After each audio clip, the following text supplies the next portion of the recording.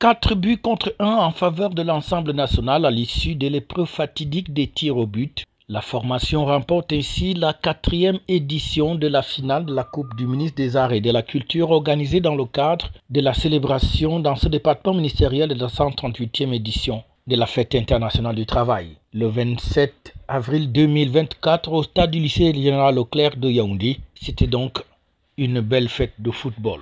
Selon la représentante personnelle du ministre des Arts et de la Culture. J'ai assisté aux 4 matchs, 4 ou 5 matchs du tournoi et aujourd'hui j'ai présidé les 2 matchs qui étaient vraiment de très bons matchs et la finale était vraiment un spectacle. Au nom de monsieur le ministre des Arts et de la Culture, vraiment je félicite l'équipe de l'ensemble national qui a pu remonter la pente parce que le musée gagnait quand même 2-0. On ne pouvait pas imaginer qu'ils pouvaient remonter cette pente-là. Ils l'ont fait et les spectateurs étaient satisfaits. C'est le ministère des Arts et de la Culture qui a gagné. Débutée le 20 avril dernier, la compétition qui a connu 4 équipes, à savoir la direction du musée national, la direction des archives nationales, la direction de l'ensemble national et les services centraux.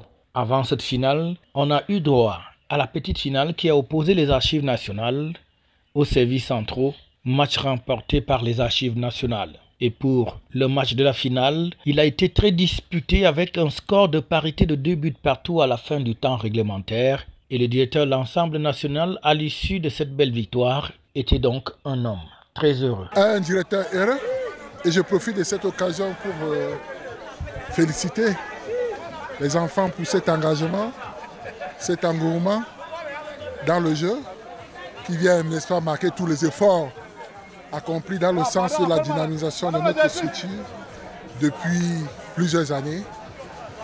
Je ne peux que leur dire merci et une fois de plus, félicitations. Une belle empoignade entre 2 formations qui se connaissent très bien, avec des belles velléités de part et d'autre. Malheureusement, la direction du musée national va pêcher à l'épreuve des tirs au but en manquant 4 sur les 5 possibles. Et le capitaine de l'équipe vainqueur ne pouvait donc exprimer sa satisfaction. Nous remercions d'abord Dieu qui a permis que tout se passe bien. Il n'y a pas de blessure, le match s'est bien passé.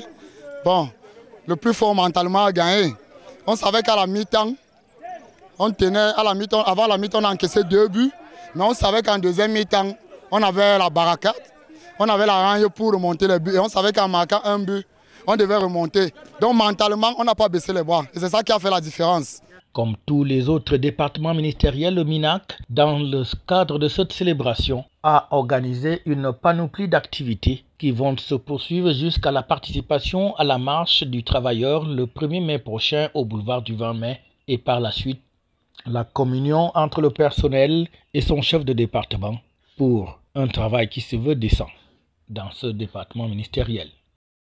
FH News, votre télévision.